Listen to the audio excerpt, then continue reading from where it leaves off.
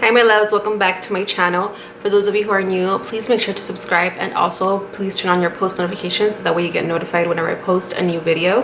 And let's get on to this disappearance case. Today's case is actually going to be about a missing couple, and this takes place in the Coachella Valley area. I believe Indio, California is the city, but I'm not too sure, but they're mostly known as the Coachella Valley missing couple. So their names are Audrey Moran and Jonathan Reynoso. I believe Audrey at the time, she was 26 and Jonathan was 28. On Wednesday, May 10th of 2017, Audrey was visiting her sister in Coachella, and while she was visiting her, she mentioned to her that she was actually going to be meeting up with Jonathan because Jonathan had gone to Brawley, which is a city that is about, I think, an hour and 20 minutes away. And she mentioned to her that he was with his friends and he needed a ride to come back home. And they were supposed to be meeting up at an unidentified location. She didn't mention to her sister exactly where, but she did say that they would be meeting up, and then from there they would take off to his Palm Desert home. And since Jonathan didn't have a car, obviously he needed a ride to get home, so that was their arrangements and their plans for that night. So while doing my research, I did find that either between the hours of 8 to 8:45, Audrey left her sister's home and she went off to meet with Jonathan. Again, no one knew exactly where this place or location was going to be, where she was going to meet him, but that's around the time that she did head off to meet with Jonathan. Last time that anyone had any contact with Audrey was actually a couple hours later, when her mom Maria texted her asking her where she was, and she actually got a reply back from Audrey saying that she was with Jonathan, and she sent her a really pretty picture of her and Jonathan together smiling, and that was the last time anyone had any type of contact with her. So after Audrey's family realized that she hadn't arrived back home, they weren't extremely worried at first, but they did find it a little odd that she hadn't came back. And so Audrey's sister decided to give her a call and see if she would tell her where her whereabouts were. But while trying to get a hold of her, she realized that her phone calls were actually getting sent to voicemail. And right away, that's one of the first things that you either realize the phone is turned off or there's no signal. But yeah, her phone calls were just going straight to voicemail. So for me, automatically that would have been a thought that her phone was either off or it died. So after 2 days of no word from Audrey, her mom did something that was extremely smart on her part, and she decided to contact the OnStar tracking system that they had in their car. But she was quickly told that she needed to file a report to her local police department in order to locate the location of her car. So Audrey's mom did as she was told, and she went ahead and contacted the local police department and filed a report with them. Afterwards, the police was able to contact OnStar, and they were told the exact location of the car, which happened to be in the city of Belmont. When police arrived at the location of the car, they didn't notice anything alarming. They noticed that the car was locked and it was in perfect conditions. There was no sign of a struggle or an attack. The car happened to be parked on the side of the 10 freeway, and dogs were able to pick up on Audrey and Jonathan's scent. I believe it was 20 to 50 feet away, leading towards a field, but the scent was lost along the way. This case is such a mystery. It's so bizarre how they just completely vanished off of the face of the earth, and they honestly didn't have any more leads. These were the last leads that they could have possibly had. So it was extremely weird how they just had the car parked on the side of the freeway and the dogs picked up their scent, but it was lost. Like if someone maybe picked them up in the car, I have no idea. But now let's get on into the interesting facts about this case, or leading to this case. So after finding the car, those were the last leads that anyone had from their disappearance, because like I said, they lost their scent along the way, and it was kind of like if someone drove by in a car and they either hopped on or they shoved them into a car who knows, but it is extremely bizarre how everything happened. So after they found the car and they picked up their scent, those were basically the last main leads that they had. They didn't have any other new leads. This case is one of those cases that is extremely weird, and it actually reminds me so much of the McStays case. If you guys don't know about the McStays, there was an episode on Disappeared about them. That's where I first heard about the case, and it was extremely weird. It almost felt like they left to Mexico and decided to live a new life, which this case, you could get that feel, but then at the same time, it's just, it doesn't make sense. It doesn't add up to me. So now let's get into some very important things that the family and their closest friends have found extremely weird and that they find don't add up. So it's been said by Jonathan's group of friends that as far as they knew, Jonathan wasn't the type to be out in a city he didn't know that well of or wasn't familiar with. And they also find it extremely odd how Jonathan was out on a trip with his friends, but the only group of friends that they knew of was those same exact group of friends, which was their group.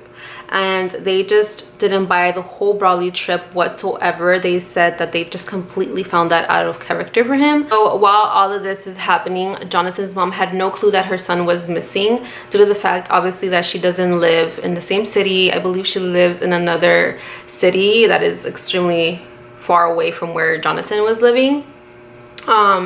But one of Jonathan's friends actually had to contact his mom and let her know what was going on, and that's when she got the whole story. And she actually did not believe that he was in Brawley. She found it extremely weird how he would make it there and back in such a short time, because during that time he was supposed to be in Brawley, someone ordered a Domino's pizza at 5:44, which would give him zero time for him to wait for the pizza, eat the pizza, and go to Brawley and come back. It just doesn't add up. If you do the math, it's just like, that doesn't make sense whatsoever. And as far as we know from information that has been given to the public, is that Jonathan was living with his roommate at the time, but his roommate wasn't the one who ordered the pizza. So who did order the pizza if it wasn't Jonathan? So as for Audrey, her friends don't believe that Audrey decided to go missing and start a new life, because they had plans that weekend and Audrey was actually looking forward to those plans. So this is the part that I just got chills all over my body when I heard about this story. I just couldn't believe how evil people could be, because I truly don't believe in my heart that this was her. Now remember that picture that was sent in a text to Audrey's mom? Well, it turns out that that picture wasn't even taken that same exact day. It was taken from a while back. So once I heard that, that gave me chills all over my body. Like, you just put yourself in that situation, and to me it sounds like someone needed to buy time and reassure the family that everything was fine. So hey, let me send a picture to her mom with Jonathan and Audrey, so that way she knows that they're okay, and that way he needed time to do whatever it is that that person needed to do. Like, first of all I thought in my head was, why would Audrey send her mom a picture that was from a while back? And second of all, like, why would you send her a picture in the first place? I mean, I don't know about y'all, but I don't take pictures and send them to my mom so she knows that what I'm doing. Or I mean, my mom doesn't text me either, so maybe that's why. But I just wouldn't do that. That would be so out of character. It's also been determined that Jonathan and Audrey's cell phones were only pinged inside of the Coachella and Indio areas that night that they went missing. Now to the last lead that is the most interesting to me and screams guilty. I don't know, you guys be the judge, because this one completely says that person is guilty or they're trying to hide something. I don't know, but you guys decide. Audrey's ex-boyfriend sets his car on fire. Like, what? Now, it's been said that Audrey's ex-boyfriend, when they were in a relationship and they broke up, he was known to be somewhat violent, and after they broke up, it is said that he threatened Audrey. Basically, this guy torched his car before authorities were able to search his car for any evidence or anything that would lead them to this case. But how would they be able to now prove that maybe he had something to do with it, because he completely destroyed his car? So any evidence that could have possibly been in his car is now gone. And from what I've read is that in articles, they do say that the police have linked this situation to Audrey and Jonathan's case. So to me, it completely points that he might have done something to them, because why would you completely just set your car on fire? To me, that just doesn't make sense. I honestly believe that this case is extremely similar to the McStays, because the McStays completely vanished off of the face of the earth. No one knew what happened to them, and it turns out that the person who murdered them was someone that was close to them. And I believe that whoever had something to do with Audrey and Jonathan's case, they knew them, because I just can't believe that a random person would go out of their way, a murderer, and be like, you know what, let me go ahead and text the mom a picture of Audrey and Jonathan because I need time. Why would you need time unless you were linked some way, somehow to these people? And there's a possibility that they might come and ask you questions. I'm just saying. But if you guys have any information or you guys wish to know more, you guys are more than welcome to go and do your research. Also, I will make sure to leave any links or information down in the description box, so you guys could go and check that out.